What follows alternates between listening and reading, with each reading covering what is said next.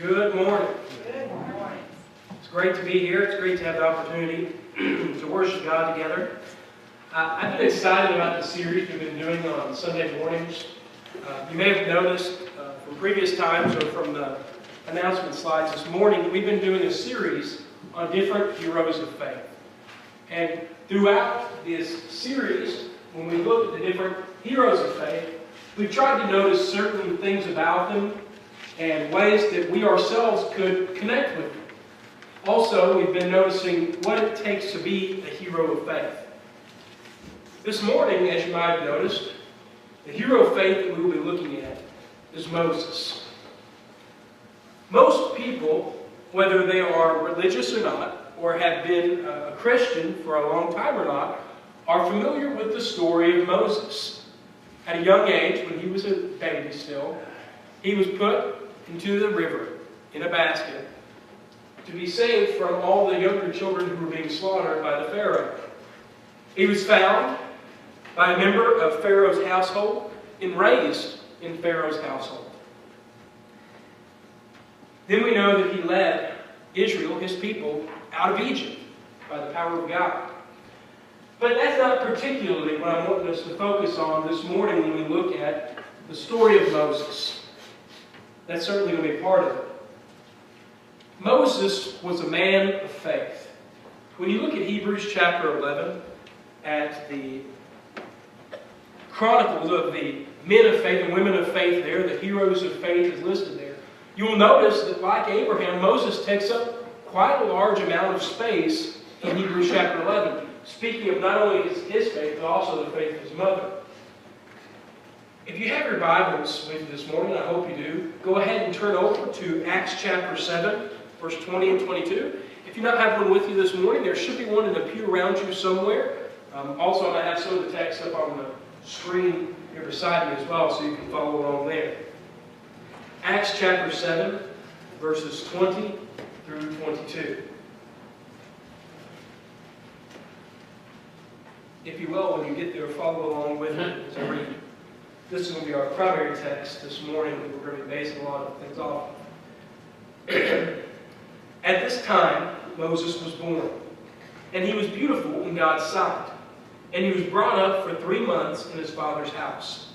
And when he was exposed, Pharaoh's daughter adopted him and brought him up as her own son. And Moses was instructed in all the wisdom of the Egyptians, and he was mighty in his words and deeds. Now you may be wondering, why are we reading about Moses in Acts? That's not when Moses lived. In Acts chapter 7, you have one of the often called the greatest records of biblical history found in the New Testament, Stephen's speech. This is the speech that he gave right before he was stoned to death. And during this speech, he goes through biblical history of God's dealings with man up to that point. So that's the context for the reading we just had. This morning, if you get nothing else out of the lesson, if you remember nothing else, I hope you remember these 3 things. First, that Moses had heart. Moses had heart.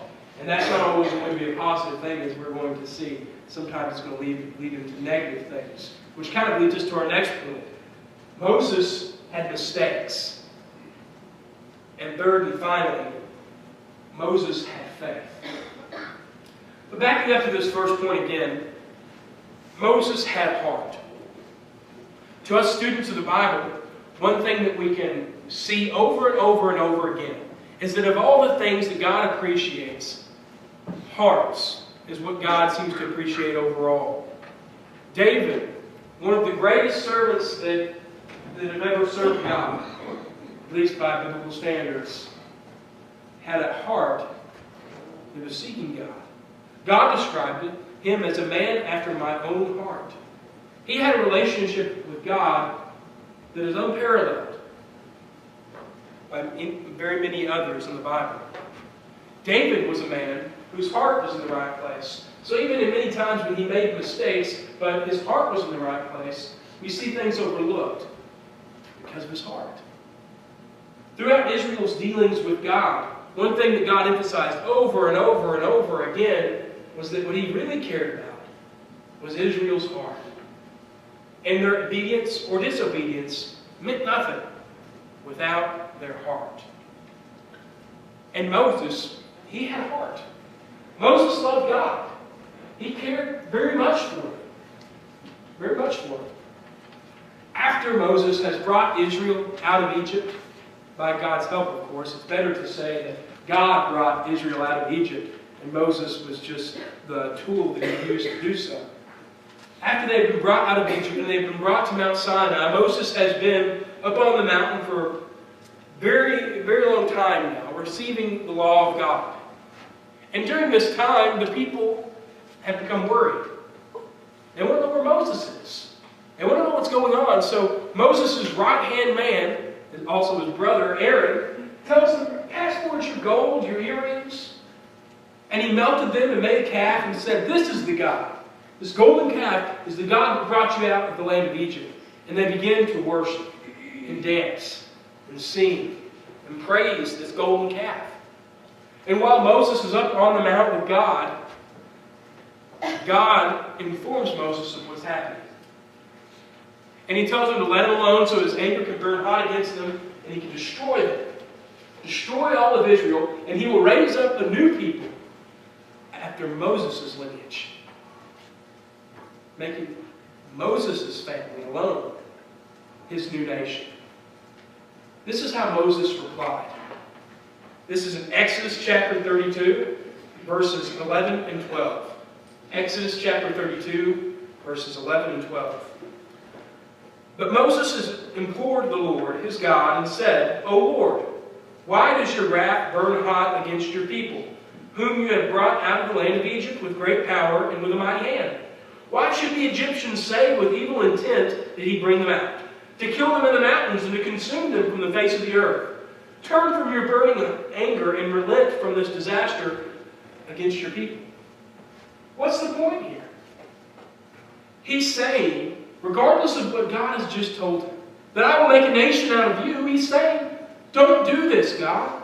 Why? Because he doesn't want it for himself? No, because he doesn't want the Egyptians to look at God and then say, look what this God has done. He brought them out of Egypt only to destroy them in the wilderness. When the world is offered to Moses, he says, no, God, because I don't think that would be best for you.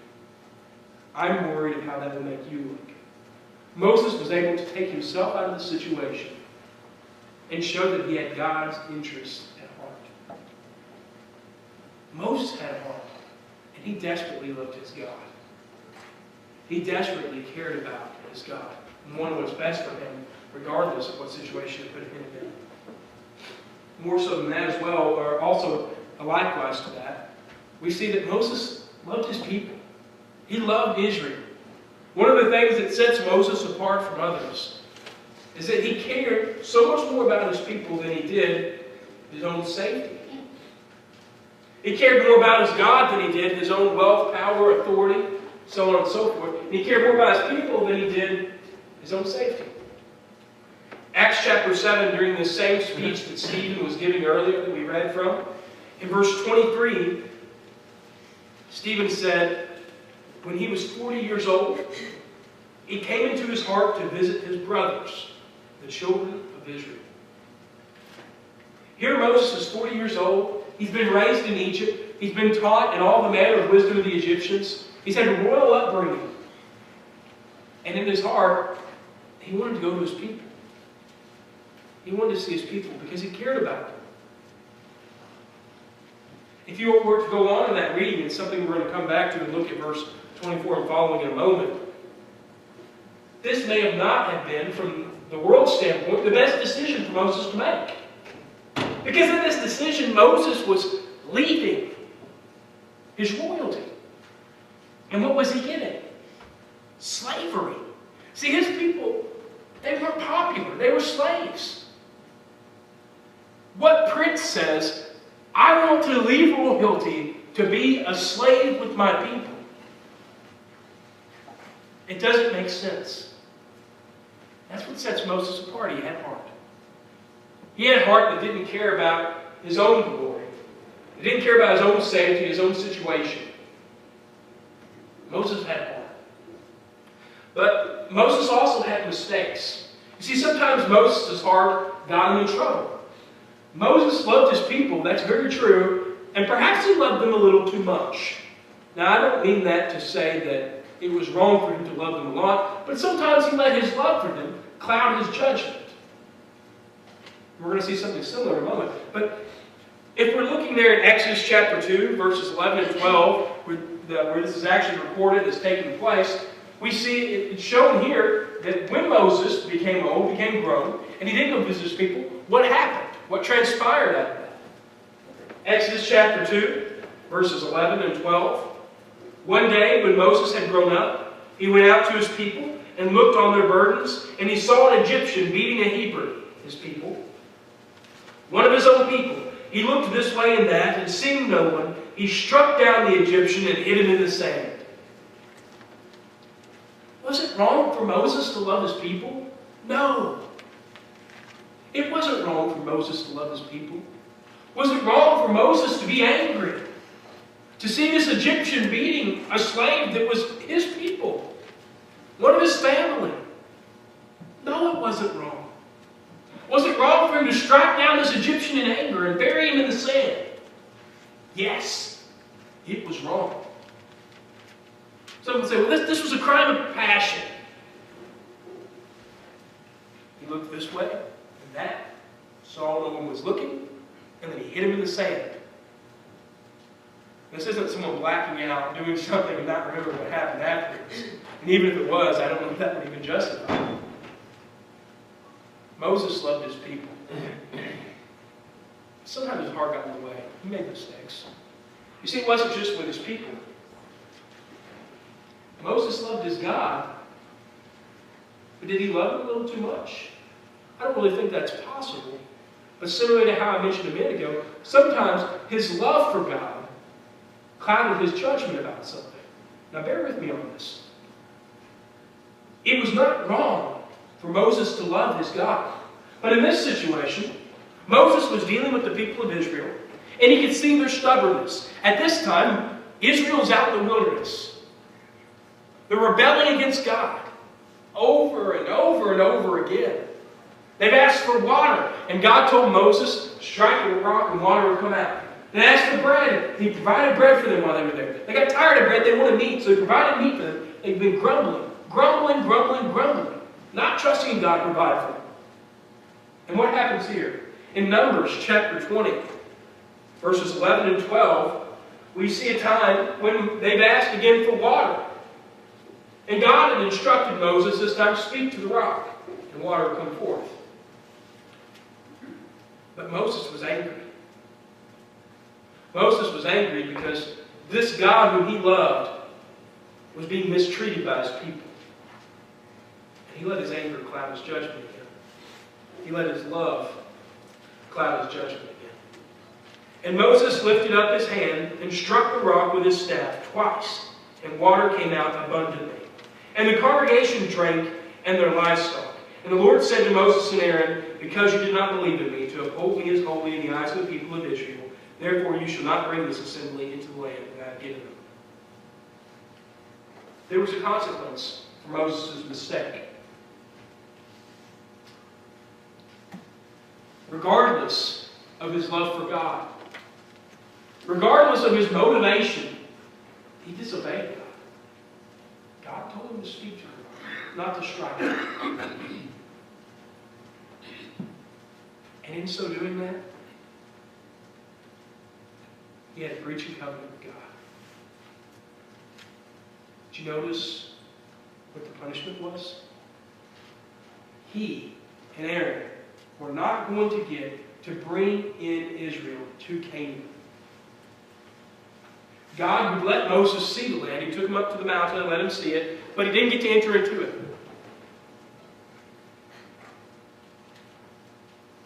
Regardless of Moses' motivations, he made mistakes. You see, Moses was similar to you and I. I'm sure that many of us have heart. We care about our family and our friends. I'm sure many of us have heart. We care about our God. And I'm sure, like many of us, we make mistakes. It happens. Sometimes even with proper reasoning behind it. We think we have a good motivation, but we make mistakes. We do wrong just like Moses did. What is it that made Moses into the heroes of faith then? After all, the man made mistakes. Doesn't that disqualify him? No, it didn't. Because a hero of faith isn't defined by the mistakes they made. A hero of faith, something that we're seeing over and over again as we look at each individual, is defined by their faith. Their faith in God. You see, Moses had faith. In Hebrews chapter 11, verses 24 through 26, this is just a small excerpt from the many things that are said about Moses and his faith. Here we see one small part. Moses ignored reason in his faith. By faith, Moses, this is Hebrews 11, 24 through 26, when he was grown up, refused to be called the son of Pharaoh's daughter, choosing rather to be mistreated with the people of God than to enjoy the fleeting pleasures of sin. He considered the reproach of Christ greater wealth than the treasures of Egypt, for he was looking to the reward. Now, we talked about this a moment ago earlier. But have you really fully grasped what Moses did? He was a prince. Wealth, he had it. Pleasure, he had it. He had whatever he wanted. He was in a situation to fulfill all of his pleasures. And against all human reason, he said, I'm going to give this up and go be a slave. Why? The Hebrew writer says, for he was looking to the reward. He considered the same approach that Christ bore, which was looking forward to heaven. The same approach that Christ bore, being a light in the midst of darkness.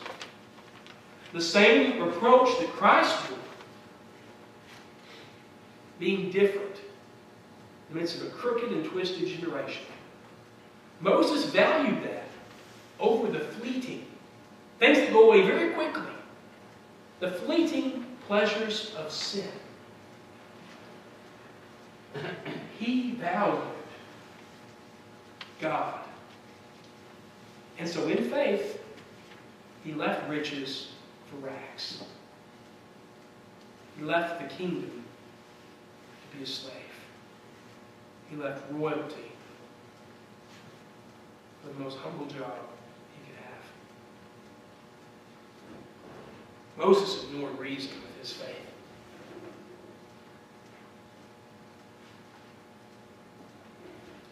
Regardless of what that says, he didn't wrestle for his wives. I don't know how that transferred